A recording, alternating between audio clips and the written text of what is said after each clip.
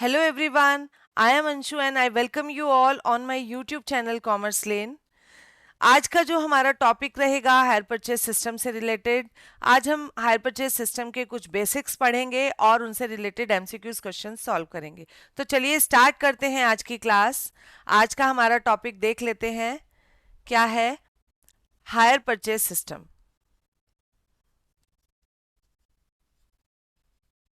ये चैप्टर आप बीकॉम में पढ़कर आ चुके हैं। चलिए इसको रिवाइज करते हैं। इसका हिंदी नेम रहेगा किराया क्रय पद्धति। इसे हिंदी में किराया क्रय पद्धति बोला जाता है।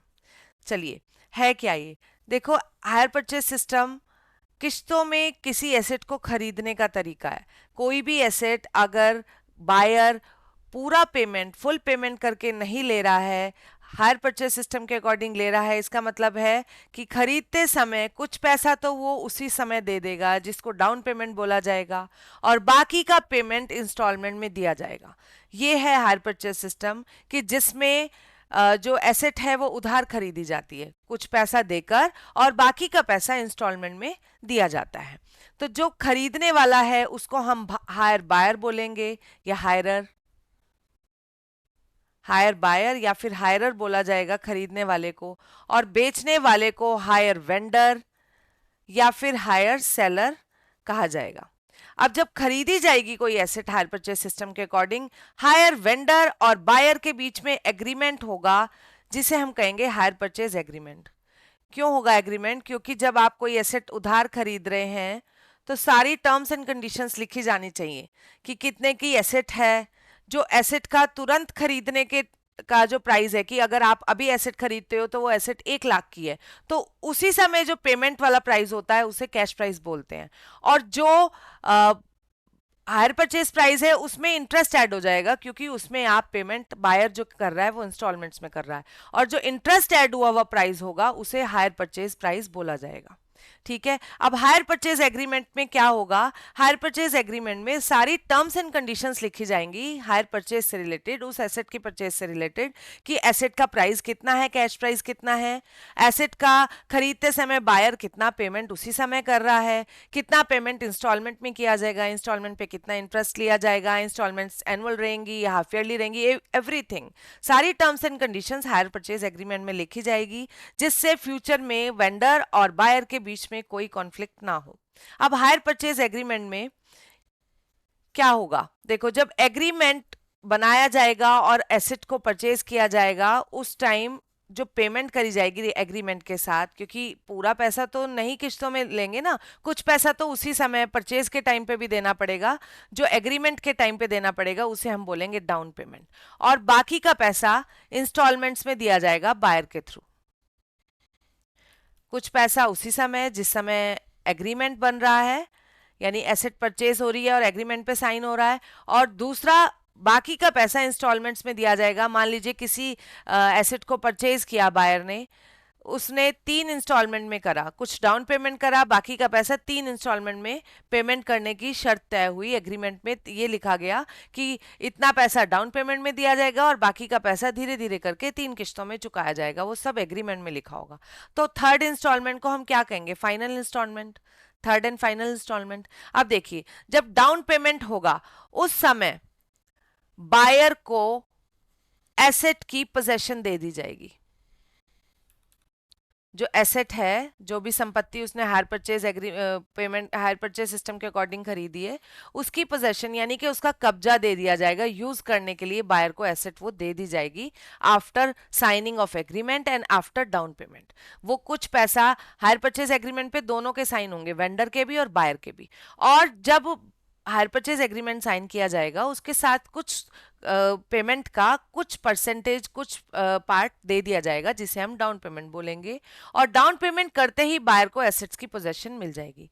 लेकिन एसेट का ऑनर नहीं बनेगा बायर। हायर परचेज सिस्टम में क्या होता है कि एसेट का ऑनर बायर तब तक नहीं बनेगा जब तक वो फाइनल पेमेंट यानी कि आखिरी इंस्टॉलमेंट तक पेमेंट ना कर दे। वो सिर्फ एसेट को यूज कर पाएगा, लेकिन बायर ऑनर कब बनेगा एसेट का? जब वो एसेट का पूरा पेमेंट फाइनल पेमेंट कर देगा, यानी एसेट की ऑनरशिप कब ट्रांसफर होगी? After the final instalment payment. जब थर्ड इंस्टॉलमेंट का पेमेंट हो जाएगा उस समय ऑनरशिप किसके पास आएगी? बायर के पास। इसका मतलब क्या है? डाउन पेमेंट करते ही सिर्फ उसे एसेट थमा दी जाएगी, एसेट का कब्जा दे दिया जाएगा, पोजेशन दे दिया जाएगा कि you will use this asset. अब आप इस एसेट को यूज करोगे, किस तरह यूज करोगे? ऐसे यूज करोगे जैसे किराए पे ले रखी हो। तभी इस सिस्टम का नाम हायर परचेज सिस्टम यानी किराया क्रय पद्धति पड़ा है, क्योंकि तब तक बायर को ऑनर नहीं मान सकते जब तक वो फाइनल पेमेंट बिल्कुल अच्छे से, मतलब ईच एंड एवरी इंस्टॉलमेंट का विद इंटरेस्ट टाइम पे पेमेंट नहीं करेगा, तब तक उसको ऑनरशिप नहीं मिलेगी बायर को। ठीक है, तो ये हुआ कि कब पोजेशन मिलती है बायर को और कब कब उसको ऑनरशिप मिलती है। चलिए अब हम बात करते हैं आगे की। देखिए ये तो बात रही कि कब ऑनरशिप मिलेगी और पेमेंट कैसे कैसे किया जाएगा। अब बात है कि अब हायर परचेज सिस्टम में वेंडर के पास एक राइट होता है। जो हायर वेंडर है उसके पास एक राइट है। क्या राइट है? अगर बायर यानी कि हायर बायर पेमेंट में डिफॉल्ट करता है, हायर बायर डिफॉल्ट करता है मतलब किसी किस्त का टाइम पे पेमेंट नहीं करता है, तो वो उसको नोटिस देगा वेंडर कि आप पेमेंट कर दीजिए। और अगर वो लगातार नोटिस देने के बाद भी एक इंस्टॉलमेंट का पेमेंट नहीं करता, देन दूसरी इंस्टॉलमेंट का भी पेमेंट नहीं करता, तो after giving a particular notice वो उसको एक निश्चित समय का नोटिस देगा। और उस नोटिस को देने के बाद अगर वो तब भी पेमेंट नहीं करेगा तो हायर बायर से वो एसेट को ले लेने का यानी कि वापस लेने का अधिकार किसके पास है? वेंडर के पास, यानी कि रीपोजेशन, वापस ले जाएगा। इस सिस्टम में ये अधिकार है वेंडर के पास। अगर बायर टाइम पे पेमेंट नहीं कर रहा है और नोटिस देने के बाद भी पेमेंट नहीं कर रहा है तो हायर वेंडर एसेट को वापस ले सकता है।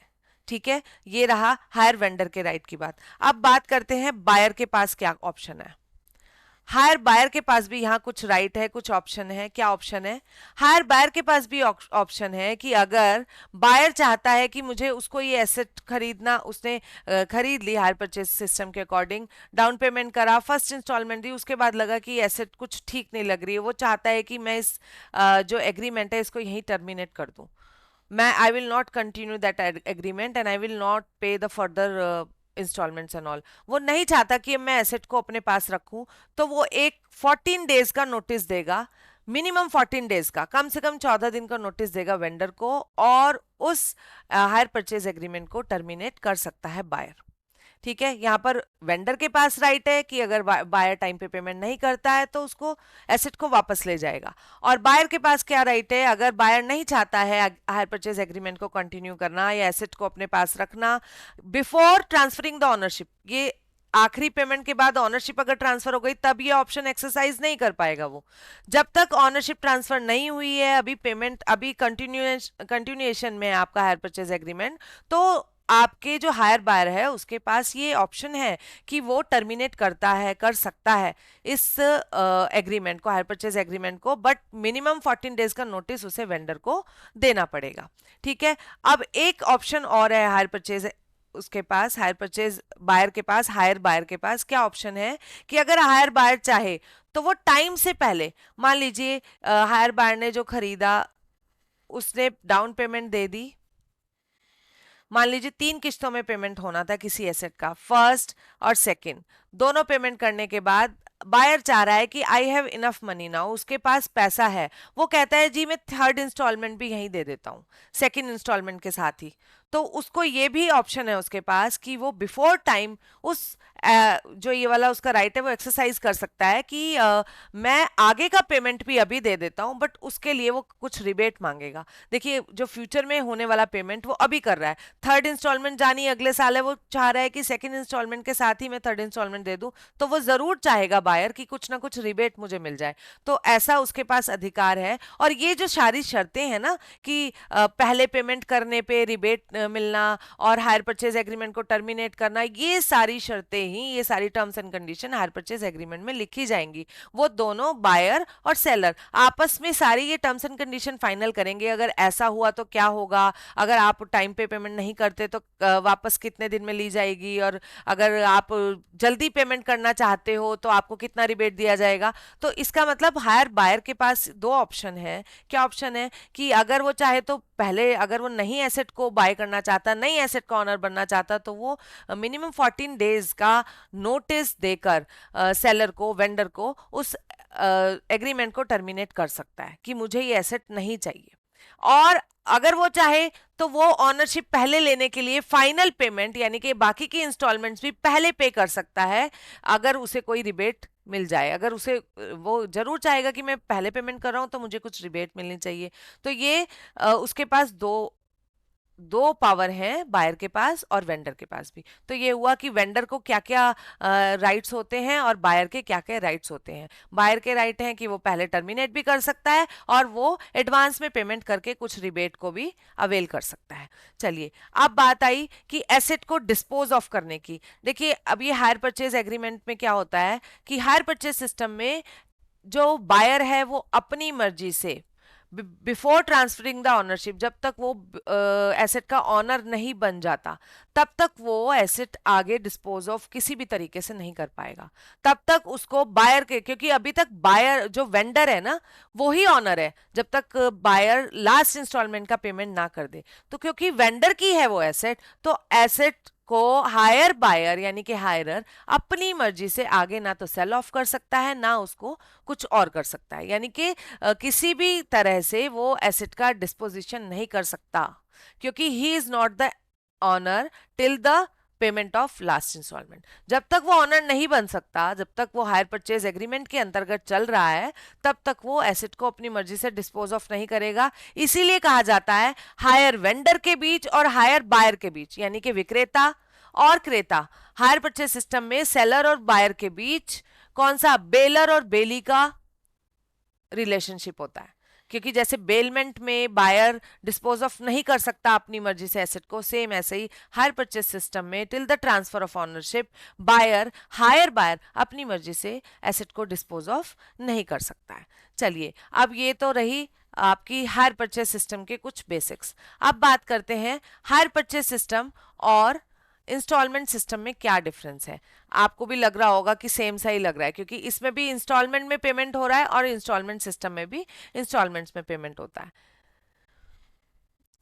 क्या डिफरेंस है, देखो, दोनों में सिमिलैरिटी तो ये है कि दोनों में ही पेमेंट किश्तों में किया जाता है, दोनों में ही एसेट को उधार खरीदा जाता है। कुछ पेमेंट एसेट के खरीदने के टाइम पे और बाकी का पेमेंट इंस्टॉलमेंट्स में किया जाता है। ये तो रही सिमिलैरिटी। अब डिफरेंस क्या है, डिफरेंस ये है कि हायर परचेज सिस्टम में ऑनरशिप कब ट्रांसफर होती है,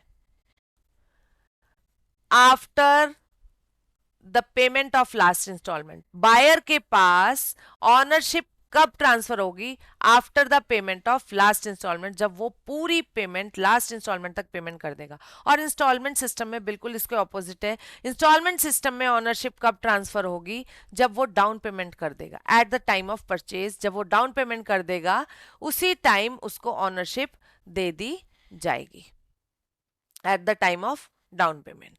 ठीक है, एक तो डिफरेंस ये रहा। दूसरा डिफरेंस है in the condition of any default, जब बायर टाइम पे किसी एसेट का, सॉरी किसी इंस्टॉलमेंट का पेमेंट नहीं करता, तो इसमें एसेट को रीपोजेस करने का अधिकार है विक्रेता के पास, रीपोजेशन बाय वेंडर। इसमें in the condition of default, in the case of default, अगर बायर टाइम पे पेमेंट नहीं कर रहा है इंस्टॉलमेंट का, तो डिफॉल्ट की कंडीशन में रीपोजेस करने का वेंडर के पास अधिकार है। इसमें ऐसा नहीं है, क्योंकि इसमें क्या है, बायर को फॉरन ऑनर बना दिया जाता है at the time of purchase. तो इसीलिए वेंडर उस एसेट को वापस नहीं ले जा सकता, क्योंकि इसमें बायर ऑनर ऑलरेडी बन चुका है। अब हायर परचेज सिस्टम में क्या होता है, बायर ऑनर बनता है at the payment of last installment. तो अभी वेंडर ही ऑनर है, इसीलिए अगर वेंडर चाहे तो वो अपनी एसेट को पेमेंट ना करने की, किस्तों का पेमेंट ना करने की स्थिति में वापस लेकर जा सकता है according to the terms and condition given in the hire purchase agreement. जो terms and conditions hire purchase agreement में तय हुई थी उसके अकॉर्डिंग वो वापस लेकर जा सकता है। अब तीसरी क्या है कि इसमें एसेट को डिस्पोज ऑफ अभी नहीं कर सकता बायर, क्योंकि वो अभी ऑनर ही नहीं है till the time, till the payment of last installment वो ऑनर नहीं है, इसीलिए इसमें वेंडर के पास, सॉरी बायर के पास राइट नहीं है डिस्पोज ऑफ करने का। बायर के पास नो राइट ऑफ डिस्पोजिशन, और इसमें बायर के पास राइट होता है कि वो एसेट को डिस्पोज ऑफ कर दे, क्योंकि यहां पर क्या है इंस्टॉलमेंट सिस्टम में बायर एक ही दम खरीदते ही एसेट को डाउन पेमेंट करते ही ऑनर बन जाता है, इसीलिए वो चाहे तो एसेट को अपने आप डिस्पोज ऑफ आगे सेल ऑफ कर सकता है। ठीक है, तो ये रहे differences between the hire purchase system and installment system. ठीक है, तो चलिए अब आगे के क्वेश्चन हम इसके अकॉर्डिंग, ये जितनी आपने थ्योरी पढ़ी है इस पर बेस्ड कुछ क्वेश्चंस आएंगे। चलिए पहले हम एक दो छोटे छोटे न्यूमेरिकल सॉल्व कर लेते हैं हायर परचेज सिस्टम से अकॉर्डिंग। अब देखो हायर परचेज सिस्टम में अभी आपको मैंने बताया कि कुछ पैसा एग्रीमेंट के टाइम दिया जाएगा जिसे हम डाउन पेमेंट बोलेंगे, बाकी का पैसा किस्तों में दिया जाएगा, इंस्टॉलमेंट्स बोलेंगे। और सिंपल सी बात है, इंस्टॉलमेंट्स में जब पेमेंट करेंगे तो हर इंस्टॉलमेंट में इंटरेस्ट इंक्लूड होगा। अब आपको क्या करना है, इंस्टॉलमेंट में कितना प्रिंसिपल अमाउंट है कितना इंटरेस्ट है वो आपको सेपरेट करना आना चाहिए।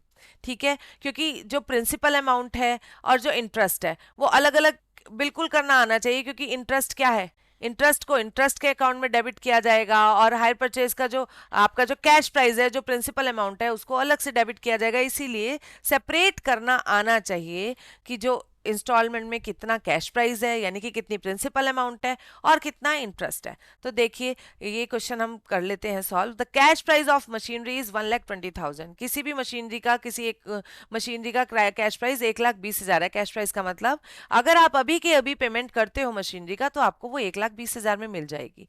लेकिन द कैश डिपॉजिट, अभी के अभी कितना डिपॉजिट करना है जिसे हम डाउन पेमेंट कहेंगे 40,000 and 4 equal instalment of 20,000 each. 20,000 की 4 इक्वल इंस्टॉलमेंट है, 20,000 की 4 इक्वल इंस्टॉलमेंट का मतलब 80,000 हो गया। Are to be paid, interest at the rate of 10% per annum is to be paid and find out the amount of each installment. देखिए अब इसमें आपको कैश प्राइस कितना है एसेट का, कैश प्राइस है 1,20,000 और जो डाउन पेमेंट कितना है जिसको कैश डिपॉजिट बोला जा रहा है 40,000 और 20,000 की 4 इंस्टॉलमेंट है, कितने की हो गई 80,000। तो टोटल कितना हुआ 1,20,000, यानी कि जो आपको इंस्टॉलमेंट्स दी है ना ये वाली 20,000 वाली, इसमें इंटरेस्ट इंक्लूड नहीं है। कैसे पता लगा, क्योंकि एसेट का 1,20,000 कैश प्राइस है और जो ये टोटल करके आया है ये भी हमारा 1,20,000 आया। इसका मतलब ये जो 20,000 की इंस्टॉलमेंट है इसका इंटरेस्ट आपको कैलकुलेट करना है। ये जो 20,000 की इंस्टॉलमेंट है इसके साथ इंटरेस्ट भी ऐड होगा और वो हमें कैलकुलेट करना है। तो चलिए आइए वो इंटरेस्ट हम कैलकुलेट करते हैं। और कैसे करते हैं उसके लिए हम एक छोटी सी एनालिटिकल टेबल बना लेंगे, जिससे ऐसा कुछ नहीं है कि उसका कुछ pro forma hard and fast pro forma है, लेकिन फिर भी टेबल से क्या होता है कि थोड़ा सिस्टमैटिक काम हो जाता है। देखिए टेबल क्या रहेगी, यहां पे आप लिखेंगे इंस्टॉलमेंट्स, यहां पे आप लिखेंगे आउटस्टैंडिंग अमाउंट और या फिर आउटस्टैंडिंग कैश प्राइस। यहां पर आप कैलकुलेशन कर देंगे इंटरेस्ट की, कैलकुलेशन ऑफ इंटरेस्ट। फिर आगे आप यहां लिखेंगे इंस्टॉलमेंट की अमाउंट, और इंस्टॉलमेंट में अभी बताया क्या क्या होगा।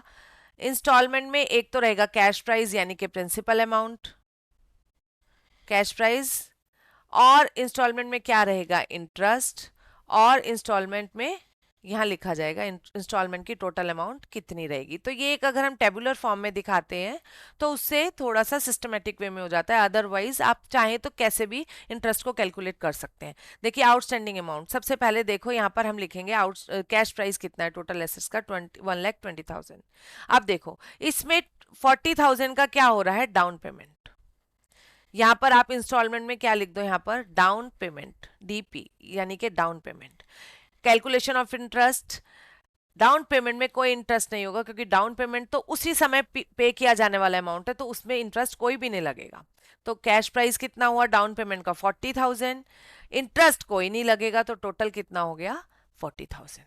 अब आओ इंस्टॉलमेंट्स पे, देखो 1,20,000 में से 40,000 का चला गया डाउन पेमेंट, तो आउटस्टैंडिंग अमाउंट कितनी रही 80,000, क्योंकि 1,20,000 कैश प्राइस है, उसमें से 40,000 फॉरन दे दिया एग्रीमेंट के टाइम पे, बचा आपका 80,000 जो कि आगे इंस्टॉलमेंट्स में जाएगा। अब सिंपल सी बात है, इंस्टॉलमेंट्स पे इंटरेस्ट कब लगेगा, कितनी अमाउंट पे लगेगा, जितनी अमाउंट आउटस्टैंडिंग होगी। अब फर्स्ट ईयर के एंड में देखिए फॉरेन पेमेंट हो गया 40,000 का, पूरा साल 80,000 आउटस्टैंडिंग रहे, फर्स्ट ईयर के एंड में 20,000 गए, तो उस इंटरेस्ट किस पे लगता है, जो अमाउंट आउटस्टैंडिंग होती है।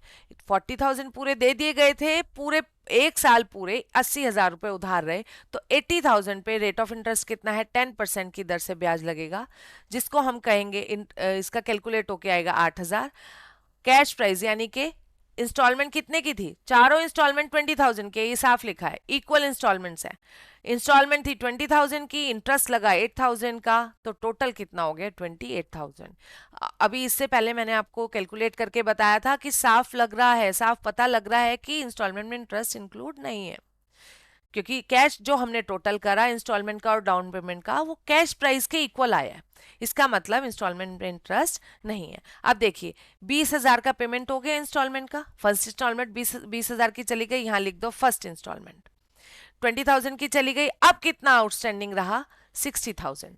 अब जो नेक्स्ट ईयर इंटरेस्ट लगेगा वो किस पर लगेगा, आउटस्टैंडिंग अमाउंट 60,000 है, जो पैसा देना बाकी होता है उसी पे इंटरेस्ट लगता है, 60,000 का 10% इंटरेस्ट लगाया जाएगा, कितना आएगा 6,000।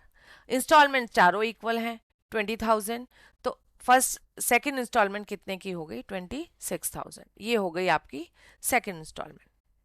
अब देखिए सेकंड इंस्टॉलमेंट को दे दो 20,000 माइनस कर दो, अब कितना आपका बचा आउटस्टैंडिंग अमाउंट 40,000 की। अब इंटरेस्ट किस पे लगेगा थर्ड ईयर में, 40,000 पे 10%, जो कितना आएगा 4,000।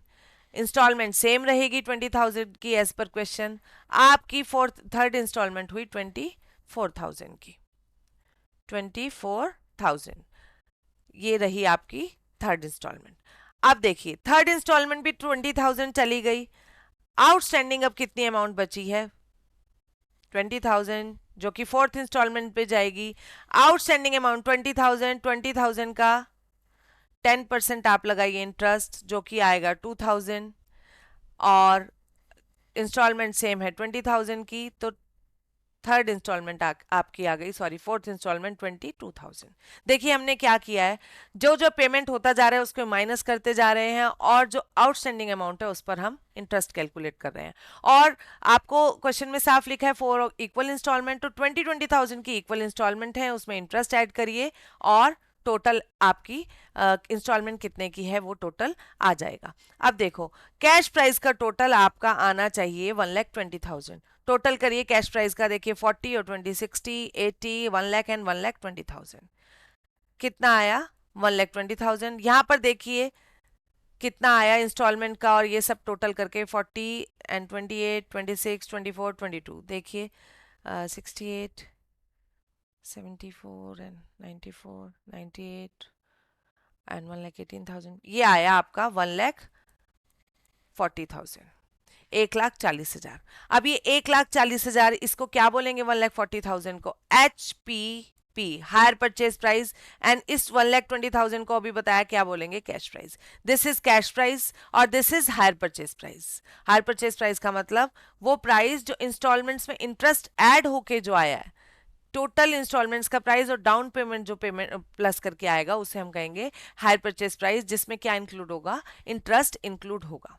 ठीक है, तो ये रही कि आपको किस तरह इंस्टॉलमेंट्स निकालनी होती है, इंटरेस्ट किस तरह कैलकुलेट करना होता है, और किस तरह इंस्टॉलमेंट और हायर परचेज प्राइस क्या होता है। इस क्वेश्चन से आपको समझ में आ गया होगा, ये बिल्कुल बेसिक और सिंपल क्वेश्चन था, क्योंकि आपके जो टीजीटी और पीजीटी के एग्जाम में लॉन्ग क्वेश्चंस नहीं आने हैं, क्योंकि उसमें न्यूमेरिकल आने की कम चांसेस रहते हैं। आता भी है तो बहुत बेसिक लेवल का, जिसमें आपको थोड़ा सा बेसिक या तो वो इंटरेस्ट निकालना पूछ लेता है, या अदर क्वेश्चन थोड़ा बहुत छोटा मोटा पूछता पूछता है, इसीलिए ज़्यादा जो डीप वाले क्वेश्चंस करने की यहाँ पर रिक्वायरमेंट नहीं है। यहाँ आपको सिर्फ बेसिक बता दिया गया कि क्या हायर परचेज प्राइस होता है और क्या कैश प्राइस होता है और इंटरेस्ट किस टाइप से कैलकुलेट किया जाता है। चलिए अब नेक्स्ट क्वेश्चन पे चलते हैं। नेक्स्ट क्वेश्चन में क्या है, देखो इसमें क्या है, क्वेश्चन पढ़िए। The cash price of a machine is 11,000, यानी कि अगर अभी के अभी किसी मशीन को, इस मशीन को अगर आप खरीदते हो तो 11,000 रुपए की है। On 1 January 2008 Mohit bought this machine on hire purchase price. Mohit ने इस मशीन को हायर परचेज सिस्टम के अकॉर्डिंग खरीदा and he had to pay 2,000 immediately. उसको 2,000 इमीडिएटली देने and 4 equal instalment of 2,500 each, 4 annual instalment देनी है। अब देखिए इसका कैश प्राइस देखो कितना है, 11,000। और यहां पर देखिए इसमें हायर परचेज प्राइस दिया हुआ है, रेट ऑफ इंटरेस्ट गायब है। लास्ट क्वेश्चन में बहुत सिंपल था, आपको कुछ नहीं दिया था, कैश प्राइस दिया था और इंटरेस्ट रेट दिया था। आप इजीली निकाल पा रहे थे कि इंटरेस्ट निकाला, ऐड कर दिया और इंस्टॉलमेंट आ जाती थी। लेकिन इस क्वेश्चन में थोड़ा सा डिफरेंस है। क्या डिफरेंस है कि rate of interest is missing. देखो बस इसमें क्या है, हायर परचेज प्राइस दिया है कैसे कि 2,000 तो आपका कैश वो डाउन पेमेंट है, प्लस 2,500 की 4 इक्वल इंस्टॉलमेंट है। तो कितना हो गया, 2,000 प्लस 2,500 की 4 इक्वल इंस्टॉलमेंट 10,000। तो हायर परचेज प्राइस कितना है, 12,000। इससे हमें, आप कहोगे कैसे पता लगा कि हायर परचेज प्राइस है, क्योंकि इसमें इंटरेस्ट इंक्लूड है। कैसे पता लगा, क्योंकि कैश प्राइस 11,000 है और ये टोटल करके 12 आ रहा है। तो क्योंकि ये 1,000 एक्स्ट्रा आ रहा है, इसका मतलब वो 1,000 किस चीज के हैं, इंटरेस्ट के हैं। वो 1,000 इंटरेस्ट के हैं। इंटरेस्ट को हायर परचेज चार्ज भी बोला जाता है, ठीक है, क्योंकि हायर परचेज सिस्टम के अकॉर्डिंग खरीदने की वजह से ये एक्स्ट्रा चार्ज लगाया जा रहा है, इसलिए इंटरेस्ट भी बोल सकते हैं और हायर परचेज चार्ज और फाइनेंस चार्जेस भी इसको बोला जा सकता है। तो ये इंटरेस्ट है 1,000। अब आप कहोगे कि कौन सी किस्त में, कौन सी इंस्टॉलमेंट में कितना इंटरेस्ट इंक्लूड है, ये तो हमें पता ही नहीं, रेट ऑफ इंटरेस्ट दिया नहीं है। तो अब इस चीज का ध्यान रखना। अब इसमें क्या क्या गिवन है, एक कंडीशन है, जो कंडीशन क्या है कि अगर क्वेश्चन में कैश प्राइस गिवन है, हायर परचेज प्राइस गिवन है, ठीक है, और इंस्टॉलमेंट्स इक्वल है। इंस्टॉलमेंट क्या है, इक्वल, और इंस्टॉलमेंट्स के बीच का जो ड्यूरेशन है वो भी इक्वल है। देखिए इसमें इंस्टॉलमेंट इक्वल है और ड्यूरेशन भी इक्वल है, क्योंकि सारी की सारी किस्तें क्या है, एनुअल है। तो ऐसे में इंटरेस्ट को किस तरह कैलकुलेट किया जाता है वो मैं अभी आपको बताती हूँ। अब पहले कंडीशन सुनिए, कैश प्राइस गिवन है, हायर परचेज प्राइस गिवन है, और जो इंस्टॉलमेंट्स है वो इक्वल होनी चाहिए, और इंस्टॉलमेंट्स के बीच का जो समयांतर है यानी कि जो ड्यूरेशन है वो भी इक्वल अगर हो, तो कौन सा मेथड यूज होता है इंटरेस्ट निकालने के लिए, इनवर्स रेशो मेथड। इस चीज का ध्यान रखना। इसमें आप इंटरेस्ट नहीं निकाल पाओगे परसेंटेज से, क्योंकि percentage is not given. Inverse ratio method लगाया जाएगा कब, फिर से रिपीट करती हूँ कि कैश प्राइस गिवन हो, हायर परचेस प्राइस गिवन हो। इट मींस इंटरेस्ट तो आपको पता है कि कितना है, इंटरेस्ट आपको पता है। इंटरेस्ट कैसे निकालेंगे, हायर परचेज प्राइस में से कैश प्राइस माइनस कर दो, इंटरेस्ट आ गया कि 12,000 हायर परचेज प्राइस है, 11,000 कैश प्राइस है, तो वो 1,000 एक्स्ट्रा किस चीज के हैं, इंटरेस्ट के हैं। ये तो सिंपल बात है। लेकिन इस इंटरेस्ट में से कितना इंटरेस्ट फर्स्ट इंस्टॉलमेंट का, कितना सेकंड का, कितना थर्ड का और कितना फोर्थ का, ये हमें निकालना है। तो इसके लिए हम कौन सा मेथड यूज करेंगे, इनवर्स रेशो मेथड। और इस मेथड की क्योंकि सारी कंडीशंस पूरी हो रही हैं, इसलिए यहाँ पर ये वाला मेथड यूज किया जाएगा। तो चलिए देखते हैं किस तरह। देखिए इंटरेस्ट कितना है, टोटल इंटरेस्ट देखो पहले, मैंने अभी आपको बताया interest is equal to hire purchase price minus cash price. क्योंकि हायर परचेज प्राइस आपका 12,000 आया, आपने कैश प्राइस 11,000 माइनस करा, तो आपका इंटरेस्ट आया 1,000। तो अब आप कहोगे इनवर्स रेशो मेथड किस तरह करना है। इनवर्स रेशो मेथड में आपने क्या करना है, क्योंकि इंस्टॉलमेंट्स कितनी है, इंस्टॉलमेंट है आपकी 4, तो इनवर्स रेशो मतलब उल्टा, उल्टा चलना है, विपरीत क्रम। 4 3 2 1, जितनी इंस्टॉलमेंट्स है वो आप उल्टी काउंटिंग लिखिए। 4 इंस्टॉलमेंट है तो 4 3 2 1, 3 इंस्टॉलमेंट होंगी तो 3 2 1 लिखना होगा आपको। 4 3 2 1 ये रेशो बनेगा आपका, किसका, इंटरेस्ट का। अब देखिए इस रेशो का टोटल कितना आया, 10। तो 1,000 इंटरेस्ट फर्स्ट इंस्टॉलमेंट में 4/10, फर्स्ट इंस्टॉलमेंट में कितना इंक्लूड होगा इंटरेस्ट, 400 रुपए। ठीक है, आपका जो 1,000 इंटरेस्ट है उसमें से फर्स्ट इंस्टॉलमेंट में कितना होगा, 400, सेकंड इंस्टॉलमेंट में कितना होगा, 3 ऊपर रखो और अपॉन में टोटल कितना आएगा 300। 1000 इंटरेस्ट है, सेकेंड इंस्टॉलमेंट में कितना इंक्लूड होगा 2/10 यानी कि 200 रुपए, और फोर्थ इंस्टॉलमेंट में कितना इंक्लूड होगा 1000 का 1/10 यानी कि 100 रुपीज। अब इंटरेस्ट का टोटल देखिए 1000 आने वाला है क्योंकि 1000 को ही हमने रेशो में डिवाइड करा है। इसका मतलब अगर आपको क्वेश्चन में इंस्टॉलमेंट्स इक्वल हो, कैश प्राइस गिवन हो, हायर परचेज प्राइस गिवन हो, इंस्टॉलमेंट्स इक्वल और इंस्टॉलमेंट्स के बीच की अगर ड्यूरेशन इक्वल है तो आप इंटरेस्ट को इनवर्स रेशो में डिवाइड कर देंगे। इनवर्स रेशो का मतलब विपरीत क्रम, उल्टा चलना है। अगर इंस्टॉलमेंट्स 3 है तो 3:1, 4 है तो 4:3:1। पहली इंस्टॉलमेंट में इंटरेस्ट है 400 का, दूसरी में 300 का, तीसरी में 200 का और चौथी में 100 रुपीज का इंटरेस्ट है। अब देखिए इंस्टॉलमेंट्स देख लेते हैं। इंस्टॉलमेंट में कैश प्राइस और इंटरेस्ट को अलग करना, ये हुआ कैश प्राइस, ये है इंटरेस्ट और यहाँ होगा टोटल। टोटल आपको पता है चारों ही इंस्टॉलमेंट 2,500 की हैं, 2500 की हैं, और यहाँ आप रखो इंटरेस्ट 400, 300, 200 और 100।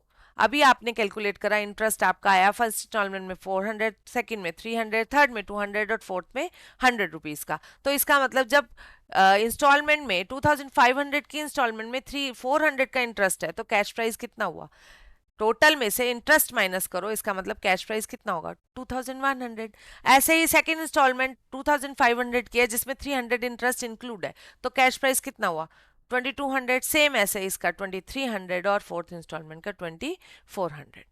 तो अब आपको ये चीज क्लियर हो गई होगी कि इनवर्स रेशो मेथड कब यूज होता है। चलिए अब नेक्स्ट क्वेश्चन की तरफ चलते हैं। आगे आने वाले जो हमारे क्वेश्चंस हैं वो सब एमसीक्यूज हैं। 2 क्वेश्चन मैंने आपको इसलिए सॉल्व करके बताए कि थोड़ा सा हायर परचेज सिस्टम के बारे में आपको पता लग सके। देखिए आपका क्वेश्चन क्या है, किराया क्रय पद्धति में क्रेता को स्वामित्व कब प्राप्त होता है। ये अभी आपको मैंने स्टार्टिंग में बता दिया था।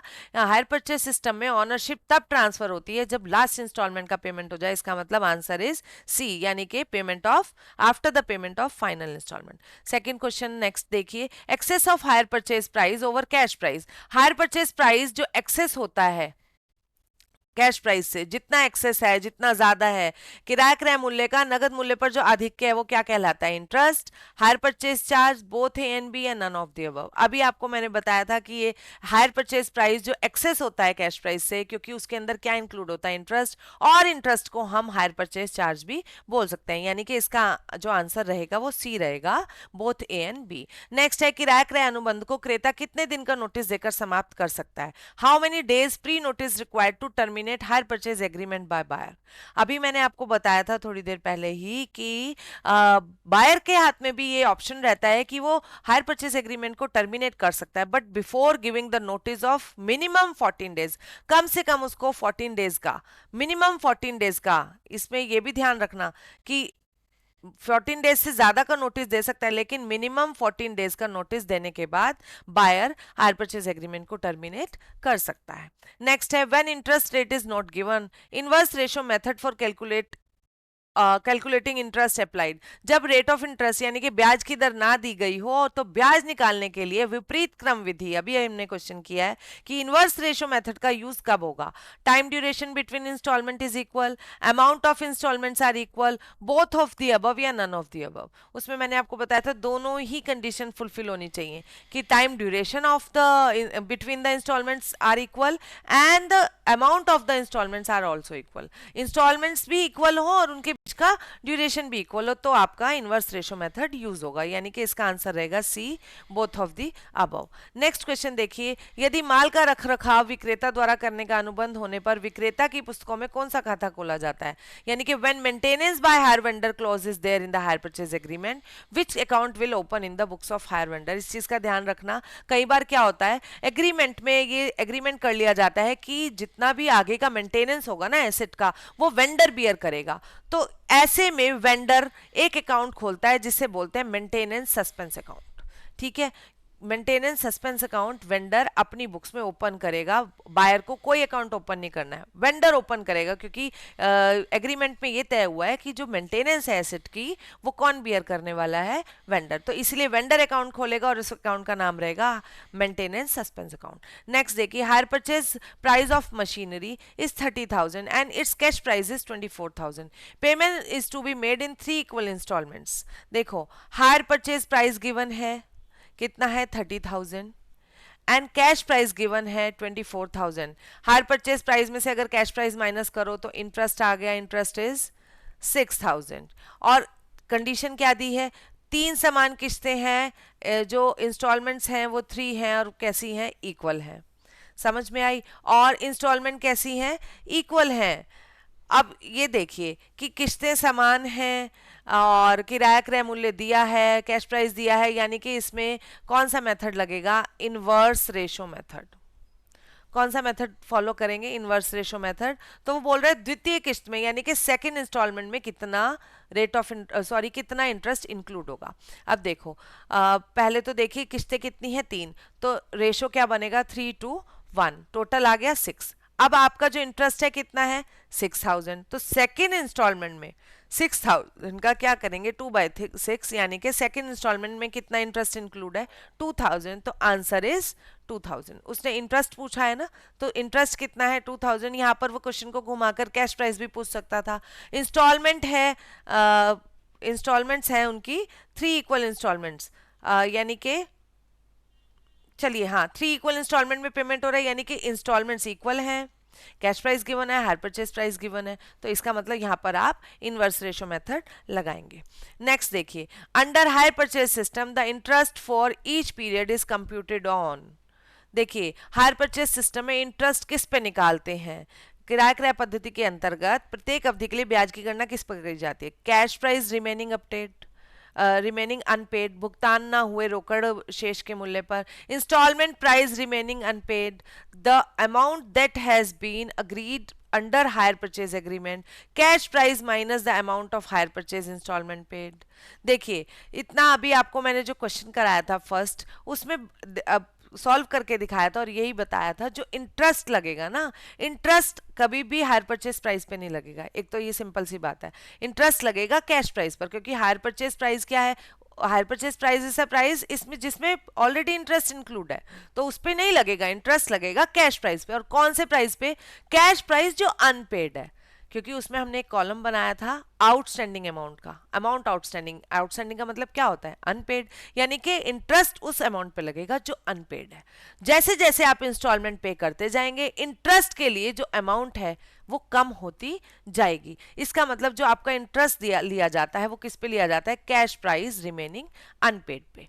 नेक्स्ट देखिए, under hire purchase system the relationship between buyer and seller, ये मैंने आपको स्टार्टिंग में ही बताया था। हायर परचेज एग्रीमेंट में, हायर परचेज सिस्टम में बायर और सेलर की जो रिलेशनशिप है वो बेलर एंड बेली की होती है। क्यों बेलर एंड बेली की होती है, जैसे बेलमेंट में क्या होता है कि बायर अपनी मर्जी से एसेट को डिस्पोज ऑफ नहीं कर सकता है, सेम इसी तरह हायर बायर यानी कि हायरर, जब तक वो ऑनरशिप ट्रांसफर नहीं होती है after the payment of last installment, तब तक एसेट को अपनी मर्जी से डिस्पोज ऑफ नहीं कर सकता है। इसीलिए समझिए, हायर परचेज सिस्टम में बायर और सेलर के बीच जो रिलेशन होगा वो कौन सा होगा, बेलर एंड बेली का। तो देखिए, यहाँ हमारे आज के हायर परचेज सिस्टम से रिलेटेड क्वेश्चन खत्म होते हैं। अगर आपको ये वीडियो थोड़ी सी भी इंफॉर्मेटिव लगी हो और आपके काम आई हो और आपको लगे कि इसमें मुझे कुछ समझ आया है, कुछ मेरे लिए यूज़फुल टिप्स मिले हैं, तो प्लीज़ इसे लाइक करिए और चैनल को सब्सक्राइब करिए और आगे आने वाली वीडियो में हमारे साथ बने रहिए। Okay, bye bye, thank you.